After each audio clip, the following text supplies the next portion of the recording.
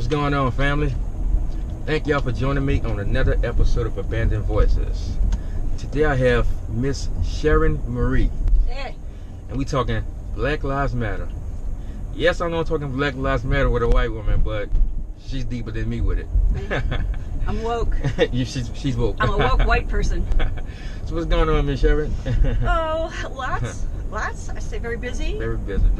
Yesterday's Women's March was excellent, and I know I actually was invited to one in New Orleans, but yesterday was my birthday, so I really. Happy birthday! Mine's the 17th. 17? Yeah. Coming up, past. We just went there. Oh, just went there. Okay. Yeah, 64. Happy late birthday. Thank you, same to you. 64, huh? Yep, I earned every one of these gray hairs, and I work it. Privilege. So I'm gonna hop right into it. Okay. How you get involved with Black Lives Matter as strong as you is? Well, Katrina. Katrina. I mean, I was a social worker, professional social worker, for 3 decades and change, but I wasn't woke. Okay, and then. So you wasn't woke? I was not woke. All right. But after the hurricane hit, and I ended up kind of displaced with about 6,000 to 8,000 other evacuees in the Faraday-Natchez corridor, which is like the heart of the Cotton Belt. Yeah. Anything to do with Natchez. Oh, it was a trip. I'll tell you, I landed in the 1950s. I could not believe it. So what happens is, being a social worker, you know, even though you're part of the traumatized base, you're expected to step up to the plate. So after spending 3 days sitting in the lobby of the waiting room of the motorhome park that I ended up in, I realized if they aren't showing up in New Orleans, they are not showing up in Vidalia, Louisiana. So I started knocked on 165 trailer doors, almost entirely from St. Bernard Parish. And I started organizing meetings every morning, got people, you know, rights to food stamps, offices, I just did a lot of organizing. Well, in the course of that, one of the FEMA workers came up to me and said he just attended a meeting. We'd heard that 60 trailers were coming in, 60 FEMA trailers were coming in, and he was at a meeting where he heard the white mayor of Vidalia say that I don't want blacks in my FEMA trailer, in my trailer park. Wow. Yeah. And the head of FEMA, who was there at the time, John Gutierrez, came to me because I had become known as the point person for the evacuees. And he came to me and he said, I need you to be sending me all of the homeless people that you've been working for that are displaced who are going to be eligible for FEMA housing because we have some trailers coming in. So I didn't know what to do with this. He came to me first, then I heard about the FEMA worker tell me that they didn't want blacks in there. So I didn't know what to do. So I went to the FEMA guy and I said, listen, I have 2 questions. One, did you come to me officially or unofficially asking me for this help? And he said, it's an official request. I said, okay, thank you. Then the second thing I have to ask you is, do you have a no discrimination policy? You'd have thought I'd ask him for the family recipe for gumbo. I mean, he starts shuffling papers, him and Han, we don't have any control over who comes into the... What? I really didn't understand what he was talking, what was going on. I said, it's a yes or no question. He said, does FEMA have a no discrimination policy? He said, yes. I said, thank you. So I left. And to me, the matter was resolved. Until that night when I got a phone call on the cell phone that the City Hall had loaned me for my work. And the phone call was from the mayor of Vidalia, the white... So the mayor called you directly? Yes. Well, I had been the only evacuee at all these meetings with all these bank presidents all right. and stuff. So you met some people. I was organizing. I was the right. point person for 6,000 to 8,000 evacuees. Okay, so the only representative from that group who was in there making these decisions about what to do with these people. So I got the phone call that night from Hiram, who said, is this Sharon Marie Chester? I said, yes, it is, sir. Glad to talk to you. You know, have you called? Because we've been in meetings together. And he said, I'd like to know who the hell you think you are. Just the mayor talking to you? Yeah. The transcript is on my page. And I said, I don't know what you're talking about. He said, well, I heard you call me a racist. And I said, no, sir. I think you had the story incorrect. I said, what happened is I heard this rumor that you didn't want blacks in the FEMA trailers. I went to the FEMA and they said there was no discrimination problem. And he stopped me right there and he was beyond himself. And he said, who gave you the right to ask that question in my town? So it's been game on since then. Because I wrote him a letter and I said, I don't have a right, I have a responsibility to ask that question. I'm a social worker, I'm a human being. I call myself a Christian. Working on it. We are. Work in progress. But that just really, he went on to threaten me, told me I was never going to work again as long as I lived. Mm-hmm. And he said, I want to know who told you that rumor. I said, well, it was a FEMA worker. And he said, I want his name. I said, well, it sounds to me like you want blood. He said, I do. I said, well, then it'll have to be mine. Because I'm not giving you his name. I will take his name to FEMA and try to handle it that way. He said, how are you going to? So he just, that was that. So he hung up. So that's the first thing that kind of gets you. That was the rape. That was the rape of my racial ignorance. Some people get the slow introduction. Trying to open. No, I got the hard introduction. So you get any backlash from other white people by you being hardcore? I know it's a dumb question, but well, you being hardcore Black Lives Matter? Yeah, especially. I mean, surely you know about St. Bernard Parish. Okay. Okay. But believe it or not, it's been pretty cool with me so far. Oh, they're so far. flying in your face. Just don't have the conversation, and you'll be able to tolerate it. Oh, all right. You know, that's the way it is. We were all conditioned to be racist, and you all were conditioned to internalize it. Right. Okay. There's just no way you can't survive being 4 years old and not having incorporated a whole ton of racist crap. Right. You know. The kids, look at the only Crayola that's in there that's pink is called flesh. What are you telling a child about their skin color when that's flesh? Okay, the messages, the microaggressions, the constant, unrelenting drumbeat of you are inferior comes from under the floorboards. And it's really hard, especially when you're whitewashed, to be able to recognize it. Well, a lot of people's kind of waking up and realizing what's going on now with the social media, because everybody have a voice. Yes. And there's a president that kind of basically told everybody. He is the biggest blessing that's ever happened. Exactly. I see the same thing. Oh, Lord. I didn't care for him or Hillary too much. We had to pick one. Of course, would have been Hillary. But with him winning, it's kind of almost a blessing in disguise, because now people that was asleep, you have no choice. If you're not woke and that's what's going on, it's by choice now. Yes. There's no such thing as I didn't know. Now it's by choice. I say Hillary would have taken us another 25 years before we realized she was patronizing black people. She was working on woke, but she was like on a 7th grade level of a 12th grade education on racial literacy. It's the super predator thing. I mean, that was a mistake. Yeah, mistake, exactly. And we all are, Maya Angelou says, you do the best you can. Right. Until you know better, and then you do better. Exactly. So. And now with the mistake, she admitted to it. She didn't hide it. She confessed. It was, she tell you I was learning. I mean, it's life. Right. But what's going on now is. But he's made this a binary choice. Yeah. That's what's awesome, because he's made this you're either for human rights or against human rights. He's bringing, the enemy of, how's it go? The enemy of my enemy is my friend. Yep. So we're getting a lot of friends.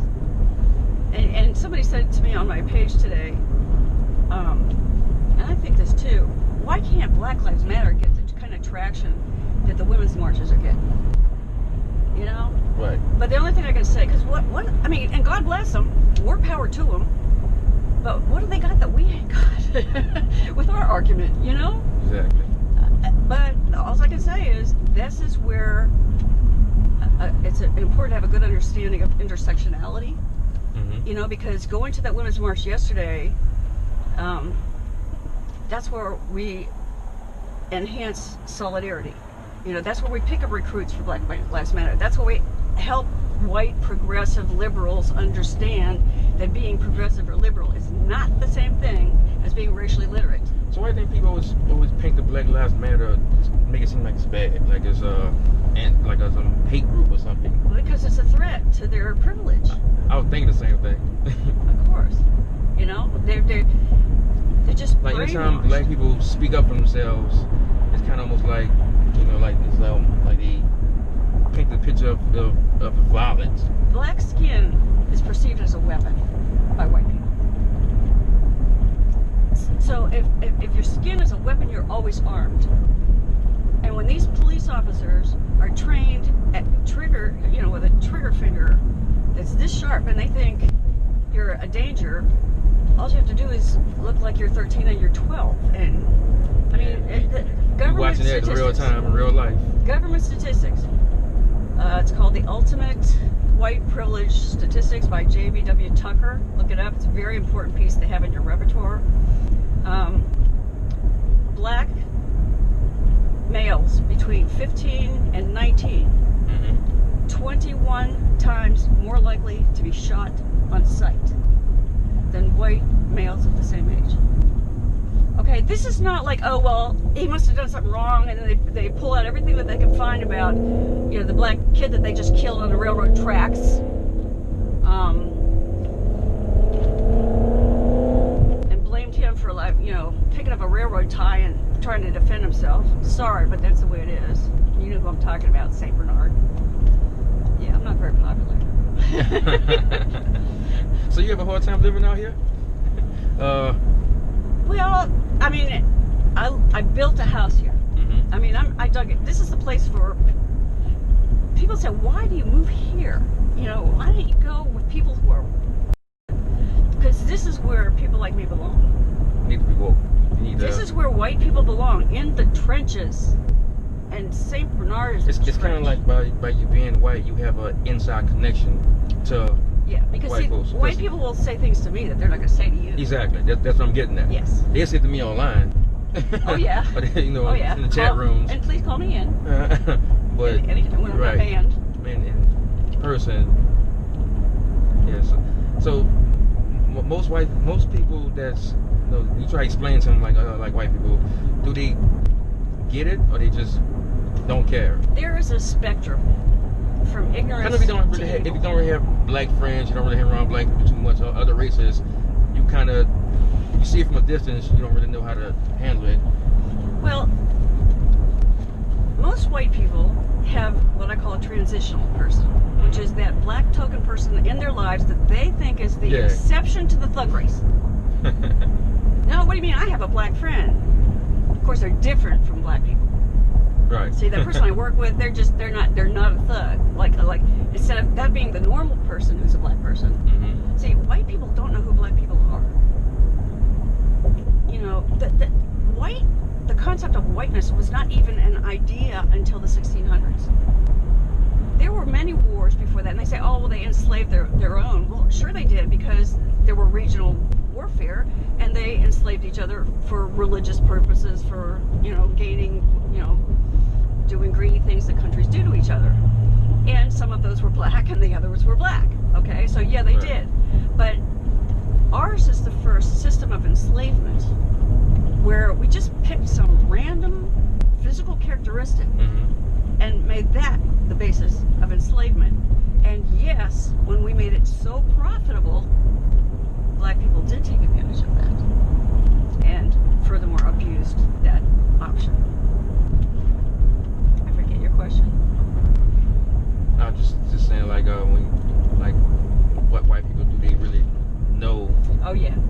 Well, like I said, there's a spectrum from ignorance to evil. Okay, because we're all ignorant. We all start out ignorant. You got to give everybody the benefit of the doubt at first, because we were conditioned this way. And then, but once you start feeding people, if they have a brain and a conscience, they can't not evolve. But there are certain people who start resisting that, and they start peeling off into being toward the violent, you know, evil end of the spectrum. And so I think, I mean, to cut you up, I think most white people don't care too much because it benefits them. it's beneficial. That's like what President Trump's going on, and you know, a lot of people don't claim him openly. Yeah. But a lot of people voted for him, and a lot of people still go support it, whatever.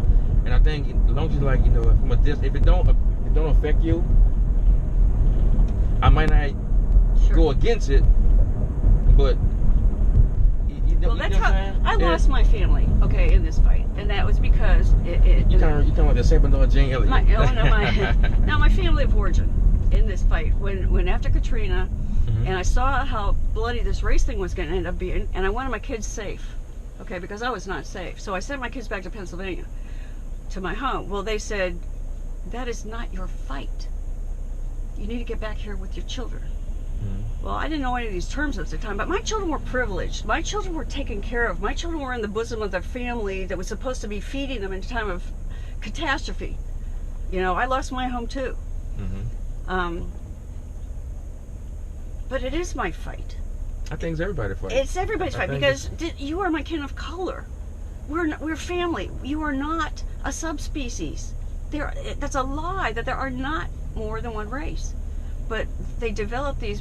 See, when they started the enslavement process and the whiteness thing, what they needed to do was they needed to come up with some kind of narrative that was going to justify to their consciences the cognitive dissonance between knowing what they know is right and wrong and what they were doing. So they had to make up all these narratives about who black people are in order to justify the behaviors. So now we have generations later of people who have been listening to these lies about black people and basing opinions on those. And so what we need to do, and this is why I'm starting this 501c4. 501c4? Yeah, it's a nonprofit, but it's educational versus just nonprofit. The benefit of educational is basically that's what we need to do, is educate people about what race and racism is. I think everybody needs more education, and you know, people will learn more. Some people. Yes. I still think most people just, you know, if it don't affect your house, your money. But it does. You know, I mean, the thing about that white people don't realize, for the most part, is that maybe even black people too.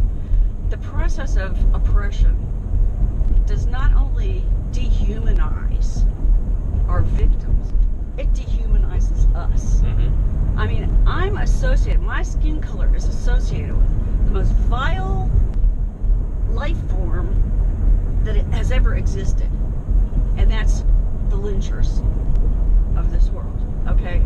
That's why I can't let my skin color do all the talking when I'm in public. I can't, because that puts me on it, and it should. If until you have the conversation with a white person, you had better count on them being in conditioned mode. We have to be educated out of our racism. Exactly, you gotta be educated out of it.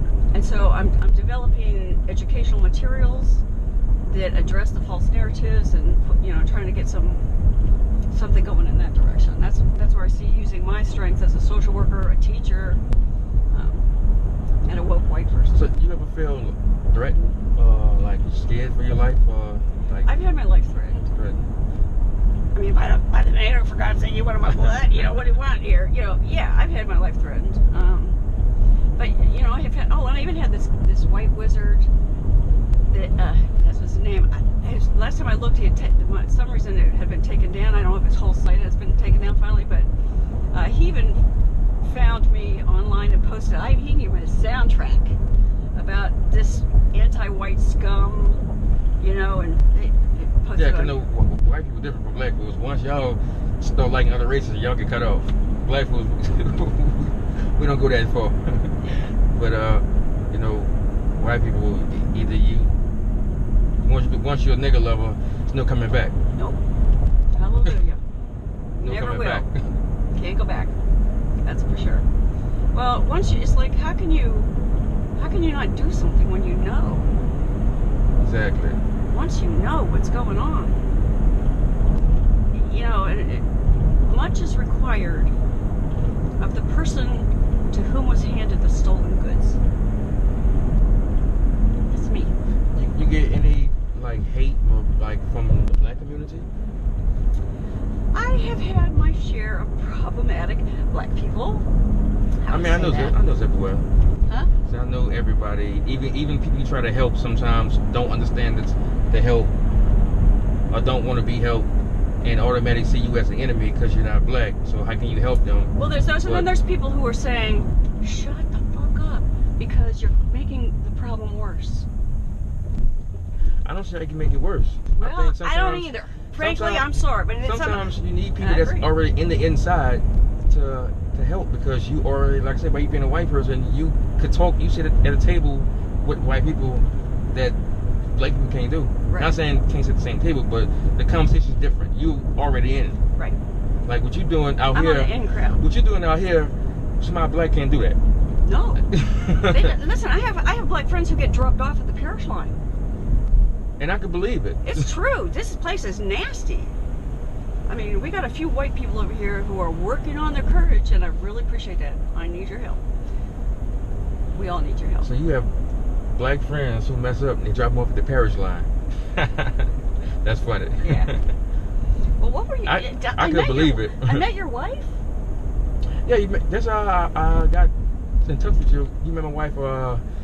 You gave her a bumper sticker, and she was like, "Hey, I met this white lady. She was hardcore Black Lives Matter. She gave me a bumper sticker too with a honk. Matter of fact, I think she honked the horn at you. Okay. Because your car got honked. Honked Like twice. All over my car. Yeah. My car's a billboard. I know. That's what it was. Yeah. I think she honked at you, and you gave her a sticker. Yeah, I jump out of my car and hand out bumper stickers, and that's how I actually got to see you the first time. Then I ran across you again from somebody else's page. Okay. And I think, once I look back, and I think you contacted me like way back in November and said, "This is not spam." And I go, "That's spam." That was me. That's spam. Crash that. Yeah. So sorry because about that. my page, I don't have my name on it. I don't, I say abandoned voices instead of saying Morris Jackson. Probably a good idea. And It's a trip. That's how I actually come to you the first time. Now I'm going to your page, I'm looking like, this white lady real? Because she's talking more about Black Lives Matter than some black folks I know. So I started following you. I started following you. That's a real tattoo? Yes, it is. Dude. Let me see this again. She got a real BL. I saw it on the picture, but I knew it was real. I thought it was one of those, just mark or something. Man, you hardcore. Damn, dude. She got a real... No, this is what happened. I have, I have a psychotherapy practice, okay? And I have to walk a very weird, thin line about addressing racism in my practice, because my clients are not there paying me to address their racism. Okay, so that's why I put on my voice greeting on my business that I don't see racist. I've had a couple of people turn me in for that already. Try to set up ethics charges against me for that being some kind of unethical thing. But anyhow, until I did that, I still have some Trump clients. And one of them said to me, I used to wear an armband, a BLM armband every day. Okay, and he said, my wife wants to come in with me to do some marital stuff, but she's really offended by your armband, so I'm going to ask you, as a personal favor, would you please remove your armband when my wife comes in?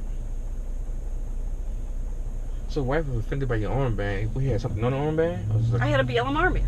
Oh yeah, the armband. Yeah, oh. I had a BLM armband. And she was offended by the armband? Yes, she was.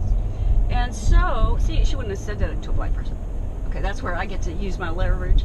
But anyhow, there you go. Yeah, there you go. So anyhow, I had to think about it, and I said, I feel ethically obligated to respect the request. So I took my armband off, and that's what it is, because you can't shut me up.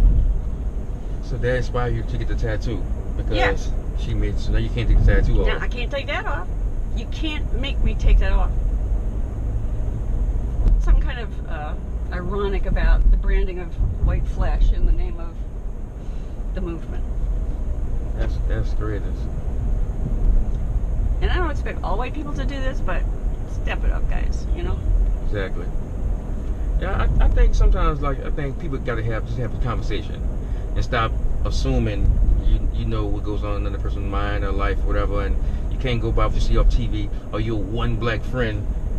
Sometimes people have to have the conversation. I mean, on both sides, Yeah. white folks and black folks sometimes gotta have a conversation. But I'm not saying it because I'm black, but I think it's more on the white people's side, because I've been in many different circles, and sometimes I get prejudged until people get to know me. Mm-hmm. Then it's kind of almost like I don't care for you too much because you only like me now because you know I'm not what you thought I was. Mm-hmm. But why you can't just thought I wasn't that from the beginning, or make it assume that I'm a thug, Mm-hmm. Yeah. I know. Just It's like whitewashing. I mean, then like I said, it's not all. I got a lot of different races of friends, and it's not everybody. So I have problems with black people who are not woke. Like I'll have a white person who fights with me about the Confederate monuments. She says my black person friend agrees with me because they called historic art. Just because you have one person, black person, this is not a monolith, okay? Right. When I come into these situations where I'm not sure if this is a right thing or a wrong thing to do, I really have to count on the wisdom of the greater collective of my black friends on Facebook. Because black people have discrepancies between themselves about what's the right way and wrong way to go about things, and white people are kind of like, what are we supposed to do? Figure it out. So but like the Confederacy thing, I can't. That's so obvious. Yeah, it was kind of almost a no-brainer with the whole coming down. I mean, some people say the mayor only wanted to come down with like a political statement. It wasn't really genuine, it wasn't in his heart. But whether it was genuine or not, I mean, sometimes You mean Landrew? Yeah. Yeah, I mean, like Malcolm Super really gives him a hard time, and a lot of people do, and I'll let them make that judgment. I don't know him that well, but he did right for whatever self-centered reasons there were. He did a damn good speech. People say it was self-centered, but sometimes what do you call it? Sometimes it is, but at the same time, it's works for us. There you go. If you can get some mileage out of it, go for it. There you go. I mean, work them. Use white people. I mean, you don't know what pushed him to actually. He probably been thinking about it. What pushed him. It might have been self-promoting. I don't care. I don't care what the agenda is. If it dovetails in, you grab it and take it. We need all the warm bodies we can get, for one thing. So why you think? It's probably a dumb question, but why Facebook keep banning you? And you on what number band you on now? 13, correct? Today I got my 13th ban. 13th Facebook ban. Facebook ban. And Facebook ban. They all the Facebook ban. Yeah. They all practically to do with race and Black Lives Matter type of stuff. That's all they talk about. Yep. There's all that. Yeah. They're trying to oppress voices. Is all it is. So if you're talking White Lives Matter, you think you'd be banned? Probably not. Don't question, right? No, because they do. They're the only ones that ever did. And what I'm doing is I'm putting together like albums that talk about the different narratives, like the all lives matter thing. Why that's so idiotic, because you have this conversation so many times a day for so many years. Mm-hmm. You got to start. That's why I've designed hundreds of memes to try to break this stuff down into little tiny bites, to feed people with, to help them understand how they're so. But the thing is, with 45, he's got real good skills at conflation. Mm-hmm. That's his top skill. He conflates really well. Like he's trying to pit this. He's a triangulator. That's what it's called in my profession.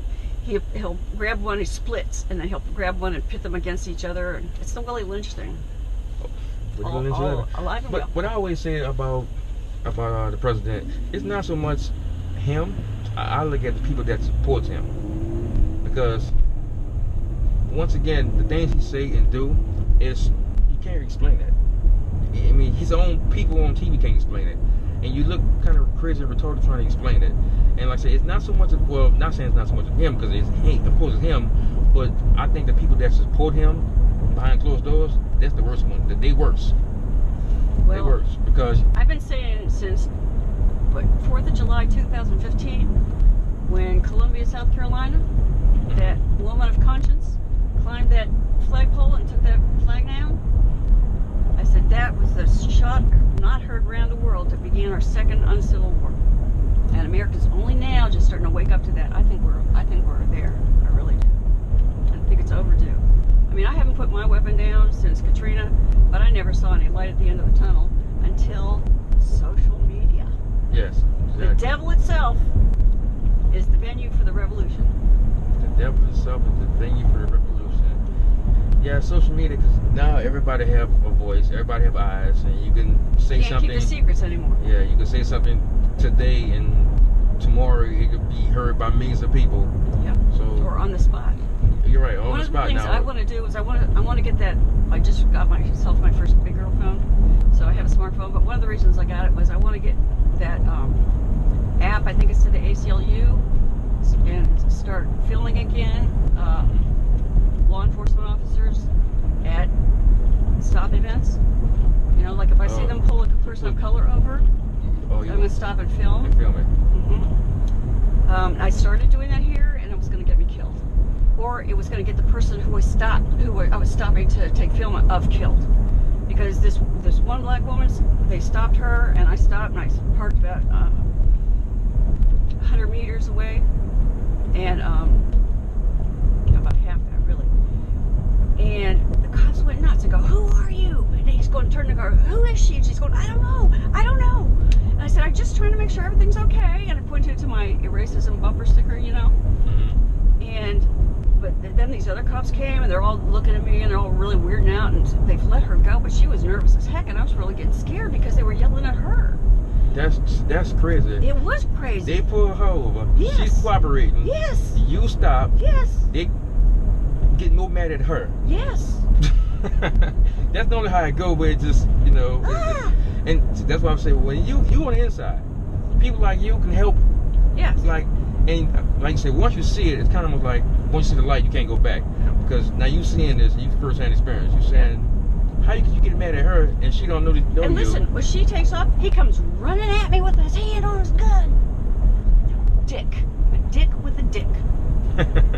Too much testosterone and not enough gray matter. You know, what are you doing? What are you doing? And I held my camera out. I said, taking pictures. He says, what are you taking pictures for? I said, I like taking pictures. He said, is that so? I said, yes, it is. He said, you want my name? I took his picture. I said, I already got your name. He followed me home. Wow. Hi.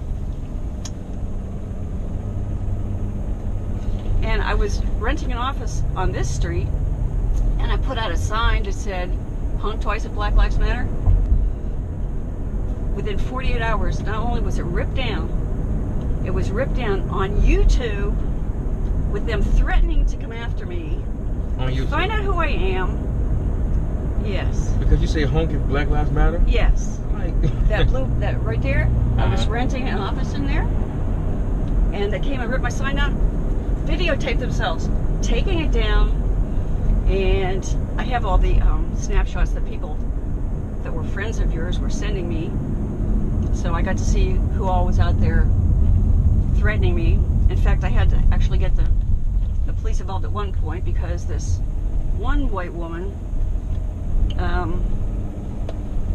who is the daughter of one of the 4 deputies, the white deputies, who were indicted for the death of a young black mother in the jail. And I was looking them up on Facebook, their names, and I erroneously identified that one of the deputies' daughters as being her, and I put it on Facebook. Well, I do have to say that I tried to vet the thing first. I contacted 2 people who live in the parish, and I said, "Is that her?" And they both thought it was. So I went ahead and posted it. Well, I went to work, saw a few clients, and when I came back a few hours later, there were 19 people who were completely loading my Facebook page up with threats, and including her, who said, "You're just the you're just the definition of a white N-word, and I am coming after you like a effing bull bitch. Just be glad you were warned." And she put this all online. Online. So everybody can see it. I took a picture. And She a white woman. She could do that. She get away with that. she's the daughter of a deputy, okay? There's some complications in that. So I'm sure that my little disagreement And I have a group that was stalking me, and I have some of their their pictures of their stuff on the other St. Bernard Facebook page in an album. So that's the St. Bernard welcome wagon. So their names, got receipts. And you go through all that. And you got some black folks that wouldn't go through half of that. And I guess because the consequences are different, being black sometimes. It's not your responsibility to do this. I mean, you are oppressed from the beginning. I have privilege. I got to work my privilege. And sometimes, like, white racist people, they hate other people, like you, more than they hate black folks. They do. That's right. Because it's There's nothing worse than an N blank lover. Exactly. I hear it all the time. They hate people like you even more. Yeah, because they say you can't help it yourself. That's crazy. It's sick. So I can't do that. I was fired 4 days later. Wow. So you gotta thank God for people like you. Well. And like I said, from you being conscious and being in the inside and seeing it, and like at the end of the day, it's just people are people, whether you're white, black, green, or purple, people are people. And well, we're human. There you go. We are human. And some people need to be punched, but the rest of us, we gotta hang together. Wow.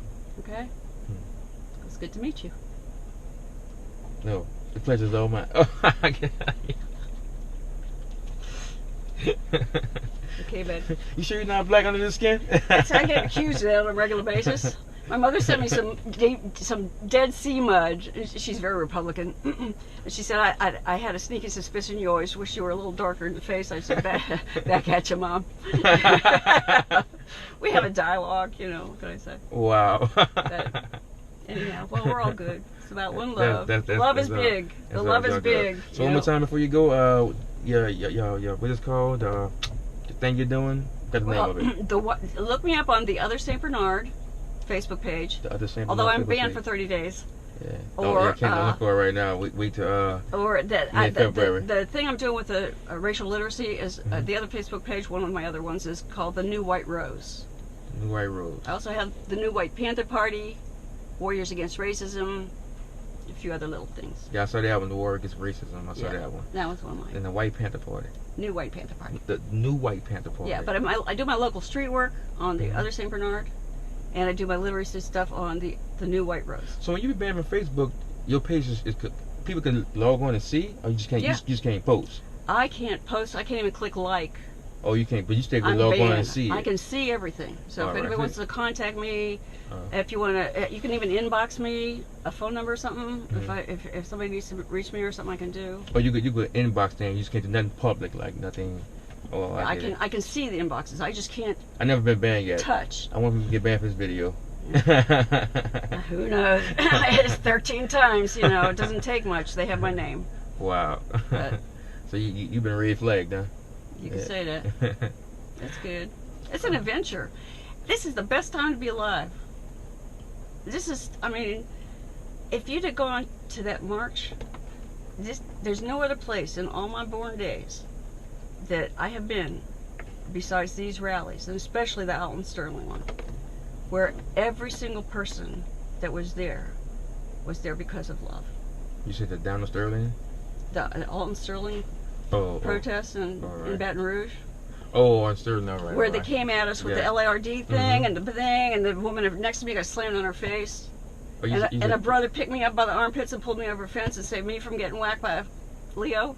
Oh, you was out there with you don't play, huh? I don't play. You going places I won't go, and I'm black. Well, that's why. That's where I belong. That's where I belong. Tag me and send me. I appreciate that. Tag me and send me. That's why I am your Caucasian. All right, Miss Sharon, it was nice meeting you. Thank you. Definitely, I appreciate this. I look forward to watching the video. Yeah, I'm gonna put it up today. Won't be able to like it for a while, but you can like it for me. Okay? Appreciate it. Thank you again. One more time before we out of here. Okay. Bye, brother.